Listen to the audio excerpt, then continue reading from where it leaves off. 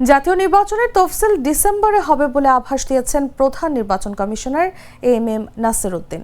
তিনি জানান, ভোটের তারিখের 2 মাস আগে তফসিল ঘোষণা করা হবে। ফেব্রুয়ারিতে জাতীয় নির্বাচন অনুষ্ঠিত হবে। মঙ্গলবার জাতির উদ্দেশ্যে দেওয়া ভাষণে প্রধান উপদেষ্টা নির্বাচন কমিশনকে ভোটের প্রস্তুতি নিতে আনুষ্ঠানিক চিঠি দেওয়ার ঘোষণা দিলে বুধবার হঠাৎ সংবাদ সম্মেলন ডাকেন সিইসি। নির্বাচন ভবনের নিজ দপ্তরে সাংবাদিকদের কাছে ভোটের প্রস্তুতি তুলে ধরেন তিনি। সিইসি বলেন, নির্বাচনী পরিবেশ আগামী কয়েক মাসে আরও উন্নত হবে।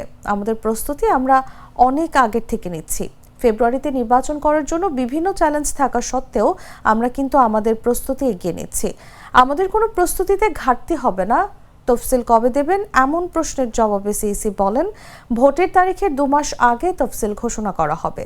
যেদিন পোলিং ডেট হবে তার 2 মাস আগে তফসিল হবে।